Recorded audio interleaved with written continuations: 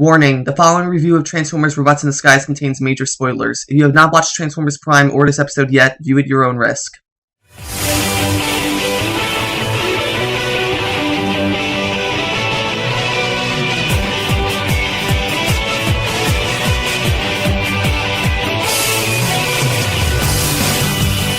Hello everyone, I'm Sonic, Sonic2X98, bringing you latest video games, TV news, and more. So here we are, the final review for Transformers Robots in Disguise Season 2. Today we're going to be reviewing the final episode of Transformers Robots in Disguise Season 2, Decepticon Island Part 2. Now, as I gotta say, this was a great way to end off Season 2. It was full of action, a lot of good plot points. It definitely leaves it open to Season 3, which now is confirmed to be happening, so I cannot wait for Season 3, and it was just really good. Definitely one of the best. It's definitely I don't think it's the best episode of Season 2, but it's definitely one of the best. So we're gonna go ahead to what made this episode so awesome. So the episode picks off immediately after Part 1 with Steeljaw, Glowstrike, and Saberhorn cornering all the Autobots. So basically it ends up with Windblade using herself as a distraction to give time for the rest of the team to escape. She ends up getting captured, and Bumblebee ends up losing his Decepticon hunters. That gives Steeljaw in control of all three Decepticon hunters, but not before Glowstrike takes one of them and tries to work with Saberhorn to get rid of Steeljaw, but then he ends up beating Glowstrike and Saberhorn and taking all three Decepticon hunters for himself. After that, the group then, Bumblebee still is more pissed off at Optimus because he tried to become the leader again when it was Bumblebee's mission. So at this point, the team splits into three groups to go different things. Drift and Ratchet go to rescue Windblade, Strongarm sides, and Grimlock try to get all the Fix-Its, Mini-Cons, and then Bumblebee, Optimus, and Toolbox try to continue with the main plan of setting up the bomb to freeze the entire island. So in my opinion, I believe this episode really has some of the best fights this season had. That's definitely one of the major pros of this episode. For example, when we first get into the first major fight of the episode is when we have Ratchet, Drift, and Jetstorm and Slipstream go to fight Overload, who has Windblade captured.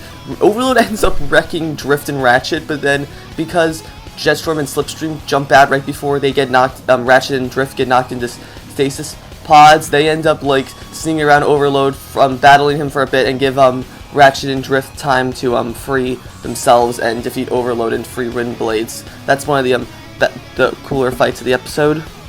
Second major fight of the episode comes with Strongarm, Sideswipe, and Grimlock battling Ground Pounder and Thunderhoof, who are controlling the locks on the inhibitor collars for all the mini-cons. Just like before, Ground Pounder and Thunderhoof start off by wrecking Sideswipe, Strongarm, and Grimlock, but then we see them more willing to work together, and they end up using their skills together to defeat them. Now this is kind of a good callback with how Strongarm and Grimlock have been developing their teamwork since we saw back as early as Episode 3 of Metal Meltdown, and to see them adapt their new strategy to Sideswipe, who's been pretty much gone for most of the season, is a great point in my opinion.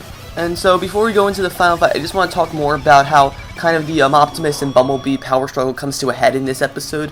While we saw them butt heads a lot back in Part 1, Part 2 kind of like satisfies the conclusion, which we see Bumblebee finally talk to Optimus about, saying like, hey, listen Optimus, you gotta let me do my own thing, I'm not like some fucking scout that I was back in Transformers Prime. And then like Optimus realizes that he's gotta let Bumblebee do his own thing. It's really nice to see how far Optimus has let Bumblebee grow, and like we see, and this kind of continues from how Bumblebee developed back in Transformers Prime. When he was a stupid little scout back in Transformers Prime, he became a warrior back at the end of Prime and Predacons Rising. Now he's his own leader in Robots in the Sky, so to really see that come full circle is just great in my opinion. So now we get into the final battle, which is I think my favorite this season, and which is Optimus and Bumblebee versus Steeljaw. So while Steeljaw isn't able to take Optimus and Bumblebee by himself, he ends up combining all three of his Decepticon hunters to form some sort of super armor for himself, similar to how Bumblebee, Sideswipe, and Strongarm did it to themselves when fighting Megatronus back in Season 1, but this time Steeljaw's combined all the power into himself to make like super armor.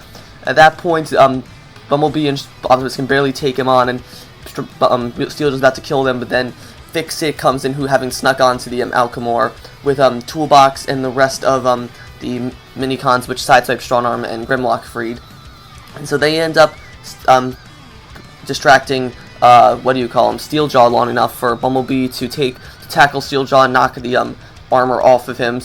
Bumblebee then takes 3 Decepticon hunters and makes his own super armor, and then ends up melting Steeljaw's legs off and like fusing him to the floor. So That's hilarious. And so at that point, Steeljaw's melted to the floor, and Bumblebee sets the stasis bomb, the whole team evacuates, and then the bomb goes off, freezing Steeljaw and everyone else on the Alchemor.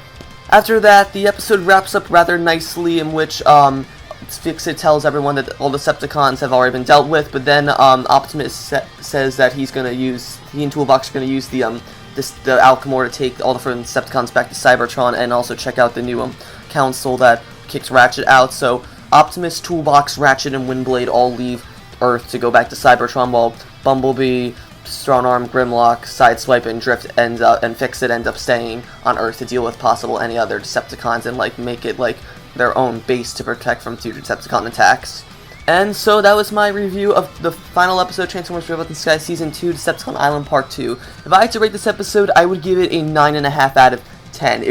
This was definitely a great way to end the season.